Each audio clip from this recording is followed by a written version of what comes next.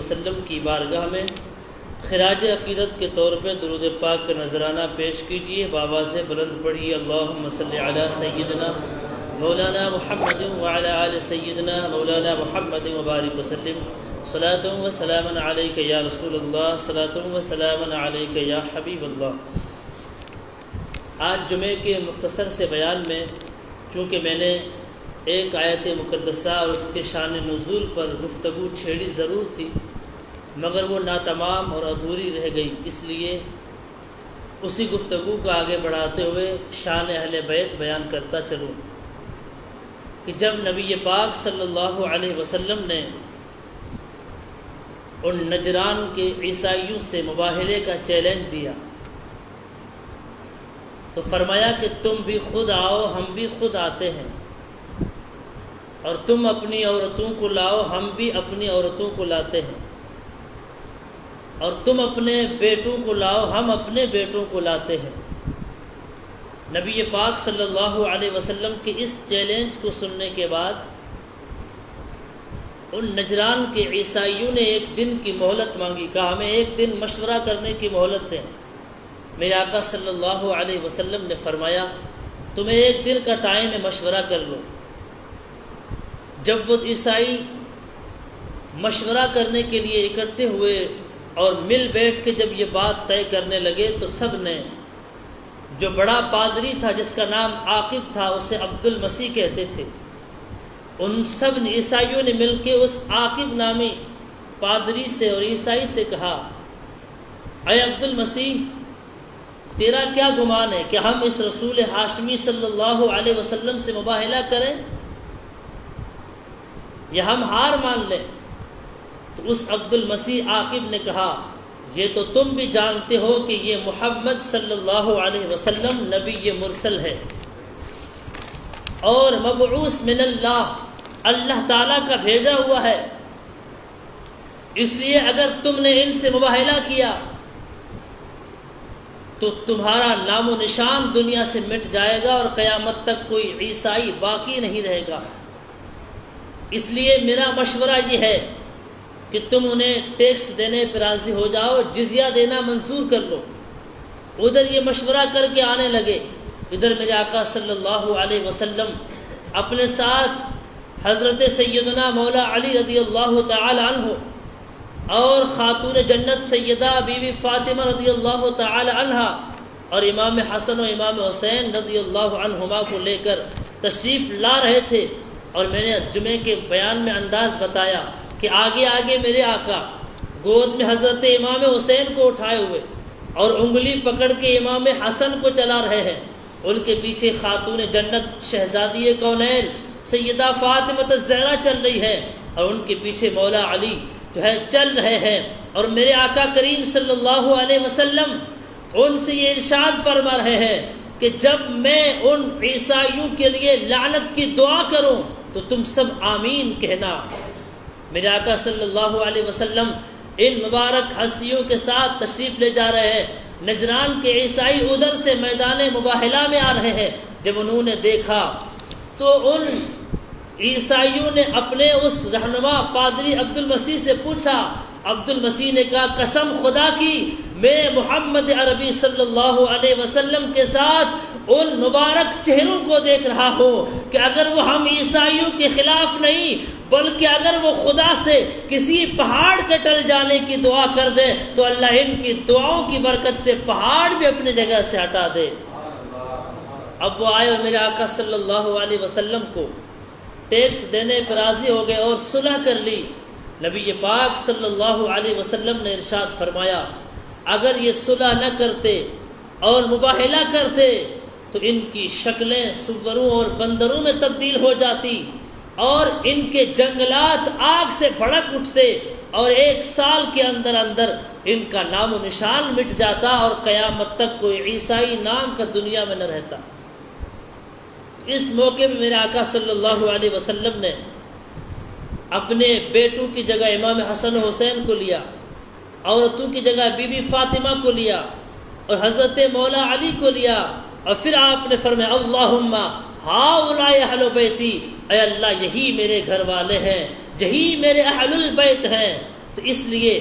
اللہ تبارک و تعالیٰ نے جو ارشاد فرمایا قُلْ لَا أَسْأَلُكُمْ عَلَيْهِ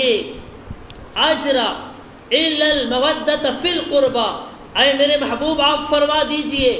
کہ میں تم سے تبلیغ رسالت، احکام خداوندی پہنچانے پر،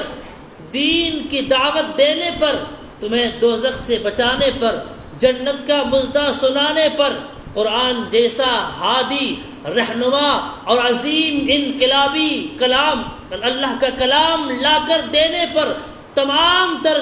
نعمتوں اور احسانات کے بدلے میں کوئی اجر نہیں مانگتا، بس صرف اور صرف اگر تم دینا چاہتے ہو تو میرا اجر یہ ہے کہ تم میری قرابت سے، میرے اہل بیت سے محبت کرنا۔ میرے آقا صلی اللہ علیہ وسلم نے اہل بیت کی محبت کو اپنی امت کے لیے اجر قرار دیا کہ اگر تم مجھے بدلے میں کچھ دینا چاہتے ہو۔ اس آیت کریمہ کا بھی ایک پس منظر ہے، شان نزول ہے کہ جب نبی پاک صلی اللہ علیہ وسلم مکہ مکرمہ سے مدینہ منورہ تشریف لے آئے تو انصار صحابہ کرام خوشحال تھے، مالدار بھی تھے، ان میں صاحب حیثیت اور جائیداد والے تھے۔ ان سب نے مل کے یہ بات طے کی کہ دیکھیں ہم پہ اللہ نے کتنا بڑا احسان کیا، نبی مکرم صلی اللہ علیہ وسلم کو ہمارے درمیان مبعوث فرمایا، ہادی رہنما بنا کے بھیجا، ہم جہنم کے گڑھے کے کنارے پر تھے، انہوں نے ہمیں انگلی پکڑ کے وہاں سے جہنم سے بچا کر جنتی بنا دیا۔ ہم پہ کتنے بڑے احسانات ہیں، ہم آپس میں ایک دوسرے کے دشمن اور خون کے پیاسے تھے، انہوں نے ہمیں آپسی محبت اور الفت کا پیغام دیا۔ ہم اپنی بیٹیوں کو زندہ دفن کرتے تھے، انہوں نے آ کر بیٹیوں کی قدر و منزلت کو بڑھایا، ماں باپ کی عزت کو بڑھایا، بھائی بھائی کو پیار کا درس بتایا۔ اس لیے کیوں نہ ہم سب انصار مل کر کے ان کی بارگاہ میں کچھ خدمت میں مال پیش کریں، تاکہ حضور صلی اللہ علیہ وسلم نے ہم پہ جو احسانات کیے ہیں ان احسانات کا تھوڑا بہت بدلہ ہو جائے، تھوڑا بہت تو اس کا بدلہ ہو جائے۔ جب انصار نبی پاک صلی اللہ علیہ وسلم کی بارگاہ میں یہ مشورہ لے کر حاضر ہوئے اور عرض کی کہ یا رسول اللہ صلی اللہ علیہ وسلم، آپ کے ذریعے اللہ نے ہم پہ بڑے احسانات فرمائے ہیں، ہم چاہتے ہیں کہ یہ تھوڑا سا مال ہم آپ کی بارگاہ میں پیش کریں تاکہ ان تمام نعمتوں کے بدلے میں تھوڑا بہت تو ہماری طرف سے آپ کی خدمت ہو جائے، آپ کا تحفہ و نذرانہ ہو جائے۔ میرے آقا صلی اللہ علیہ وسلم نے جب انصار کی اس محبت کو، جذبہ عقیدت کو ملاحظہ فرمایا، تب رب العالمین نے قرآن مجید میں آیت نازل فرمایا میرے محبوب ان سے کہہ دو کہ میں تم سے کوئی بدلہ نہیں مانگتا، میں تم سے کوئی اجر طلب نہیں کرتا، اگر تم کچھ دینا چاہتے ہو تو مال نہیں، جائیداد نہیں، سونا اور چاندی نہیں، بلکہ اگر تم دینا چاہتے ہو تو میری اہل بیت سے محبت کرنا، میرے گھر والوں سے محبت کرنا۔ تو یہاں پہ سوال یہ پیدا ہوتا ہے کہ حضور صلی اللہ علیہ وسلم کے زمانے کے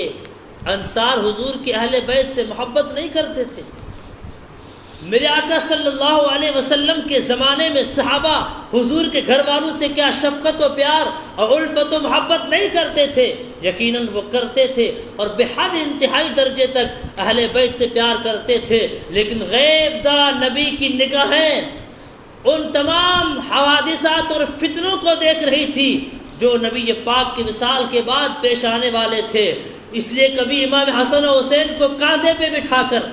کبھی گود میں بٹھا کے، کبھی ان کی پیشانی کو چوم کے، کبھی ان کو سینے سے لگا کے، کبھی ان کو کاندھے پہ بٹھا کے، کبھی حالت خطبہ میں ان کی عزت و احترام اور تعظیم کر کے لوگوں کو بتایا کہ اے دنیا والوں، میرے جیتے جی تو ان سے بہت محبت کی جائے گی، بہت پیار کیا جائے گا، لیکن اے غلاموں، وہ وقت آئے گا جب میدان کارزار میں، کربلا کے تپتے صحرا میں یہ میری آل بھوکی پیاسی ہوگی، بے سر و سامہ ہوگی اور غریب الوطنی میں اپنے وطن سے بہت دور ہوگی۔ اس لیے میرے غلاموں، اپنی نسلوں کو بتاتے رہنا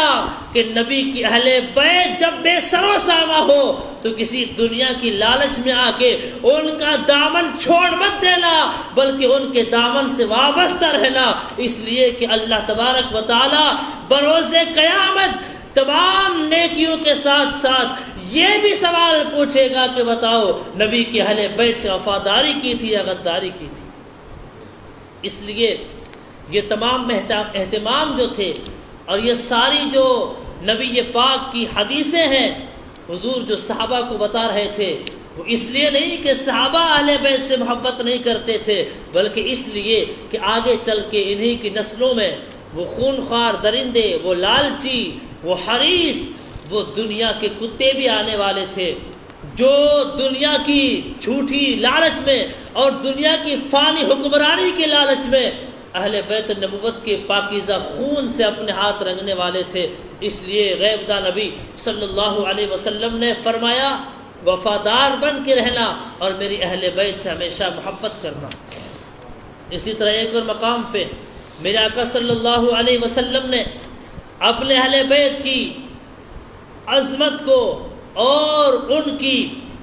تعظیم اور تکریم کو امت کو سمجھاتے ہوئے خطبہ دیا، جس کو زید بن ارقم روایت کرتے ہیں، کہتے ہیں قال قام فینا رسول اللہ صلی اللہ علیہ وسلم یوما خطیبا بماء یدعا لہ خما۔ نبی پاک صلی اللہ علیہ وسلم ہمارے درمیان خطیب بن کے کھڑے ہوئے، یعنی خطبہ دینے کے لیے، اور وہ مقام، وہ جگہ کون سی تھی؟ فرماتے وہ جگہ وہ جس کو غدیر خم کہا جاتا ہے۔ خم اس جگہ کا نام ہے جہاں پر پانی اکٹھا ہوا کرتا تھا، حوض ہوتے تھے، تالاب ہوتے تھے۔ نبی پاک صلی اللہ علیہ وسلم حجۃ الوداع سے واپسی کے موقع پر اس خم کے مقام پر کھڑے ہوئے خطبہ دینے کے لیے، اور اس وقت میرے آقا صلی اللہ علیہ وسلم نے اہتمام کے ساتھ جو خطبہ دیا ہے، فرماتے ہیں فحمد اللہ واثنى علیہ، نبی پاک نے خدا کی حمد و ثنا بیان کی اور اللہ کی تعریف بیان کی، جیسے کہ آج بھی ہم خطبے میں تقریر سے پہلے کرتے ہیں الحمدللہ رب العالمین والعاقبۃ للمتقین یا نحمدہ ونستعینہ ونستغفرہ۔ یہ جو ہم خطبے کے شروع میں حمد کے کلمات کہتے ہیں، یہ کلمات نبی پاک صلی اللہ علیہ وسلم کی سنت بھی ہے اور میرے آقا کے خطبے کا یہ دستور بھی ہے۔ فرماتے اللہ کی حمد و ثنا کے بعد میرے آقا نے فرمایا اما بعد الا ایھا الناس انما انا بشر یوشک ان یاتینی رسول ربی فاجیب۔ اے لوگوں، میں ایک بشر ہوں، یعنی ایک انسان ہوں، فرشتہ یا جن نہیں ہوں بلکہ انسان ہوں۔ اگرچہ وہ ہمارے اور آپ کے جیسے انسان نہیں بلکہ خیر البشر تھے، لیکن انسان تو تھے۔ فرمایا میں بھی ایک انسان ہوں اور ان قریب میرے پاس میرے رب کا پیغام آنے والا ہے، میرے پاس میرے رب کا وہ پیغام آنے والا ہے۔ اس پیغام سے مراد وہ موت کا پیغام، وصال اور وفات کا پیغام۔ فرمایا ہو سکتا ہے کہ میرے پاس میرے خدا کا پیغام آئے، فاجیب لہ، اور میں اس خدا کے پیغام کو قبول کر لوں اور میں اس دنیا کو چھوڑ دوں۔ نبی پاک کی عظمت تو دیکھو، جو نہیں فرمایا کہ مجھے موت آئے گی، میں بھی مر جاؤں گا، میں بھی ختم ہو جاؤں گا، بلکہ فرمایا کہ مجھ پر خدا کا پیغام آئے گا، یعنی مجھے اختیار دیا جائے گا، جیسا کہ آپ پہلے سن چکے پہلی اور دوسری محفل میں۔ فرمایا انما خیر عبدا بین الدنیا وبین ما عند اللہ، ایک بندے کو اختیار دیا گیا ہے کہ چاہے تو وہ دنیا میں رہے، چاہے تو وہ اللہ کی بارگاہ میں جو نعمتیں ہیں وہاں پہنچ جائے۔ تو فرمایا کہ عنقریب مجھ پر خدا کا پیغام آنے والا ہے اور میں اس دعوت کو قبول کروں گا، میں اس پیغام کو قبول کروں گا، اس لیے کہ میرے آقا صلی اللہ علیہ وسلم اس دنیا میں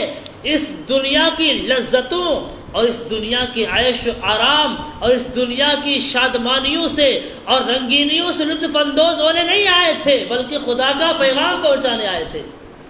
ذمہ داری لے کر آئے تھے، پیغام خداوندی لے کر آئے تھے، فریضہ تبلیغ لے کر آئے تھے۔ جب یہ ذمہ داری پوری ہو گئی تو فرمایا اب میں اس دنیا میں رہ کے کیا کروں جو بے وفا بھی ہے، لاپائیدار بھی ہے، فانی بھی ہے، جس میں وفا نہیں ہے، جس کو بقا نہیں ہے، جس کو جو ہے کسی کے ساتھ وفا کرتے نہیں دیکھا گیا، بڑے بڑوں کو دنیا نے چھوڑ دیا۔ تو اس لیے میرے آقا صلی اللہ علیہ وسلم جب تک رہے سادگی کے ساتھ رہے، فقر و فاقہ کے ساتھ رہے۔ فرمایا میرے نبی صلی اللہ علیہ وسلم نے، آئے عائشہ، اللہ تعالیٰ نے مجھے یہ حکم دیا ہے، اللہ تعالیٰ نے مجھے یہ اختیار دیا ہے کہ اگر میں چاہوں تو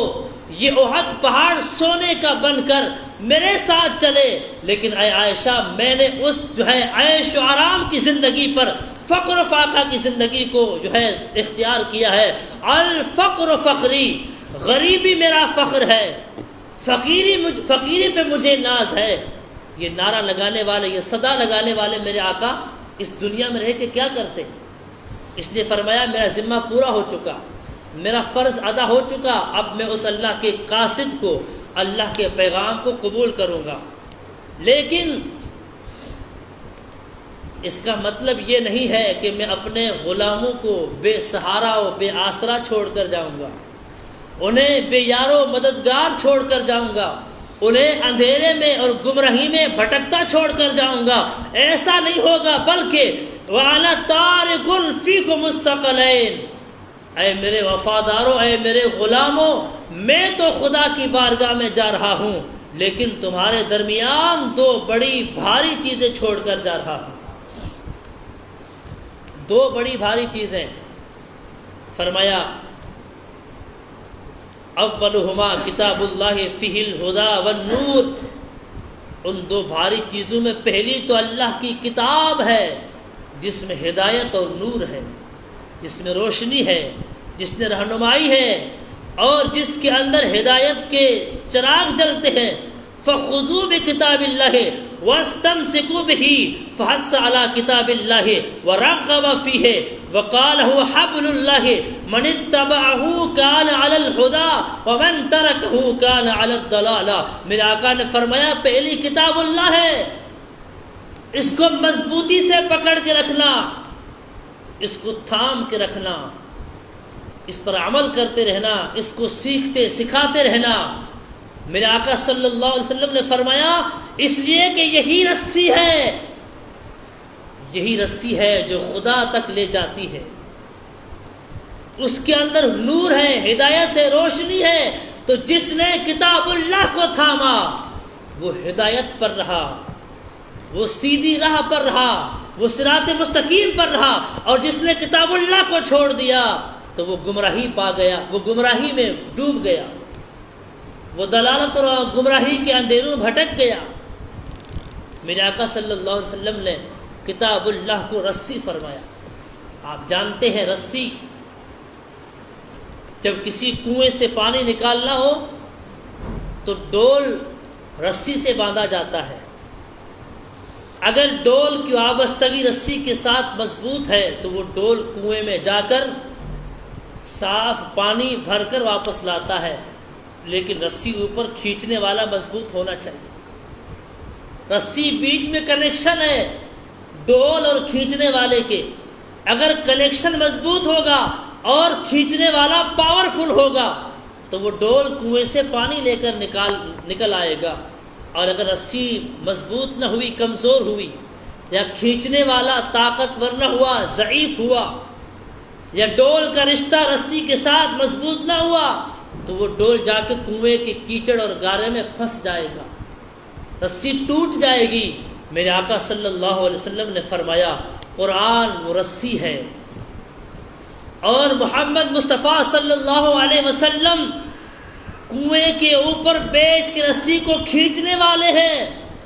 اور تم سب کے سب جو قرآن کو ماننے والے، عمل کرنے والے مسلمان ہو، وہ سب ڈول ہو، اور یہ دنیا کنواں ہے، اس کنویں میں صاف و شفاف پانی بھی ہے،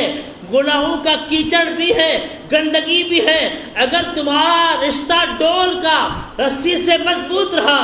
تو رسی بھی پاورفل ہے، کھینچنے والا بھی پاورفل ہے، کہ رسی کتاب اللہ ہے اور کھینچنے والے رسول اللہ ہے۔ رسی کے اندر کوئی کمزوری نہیں،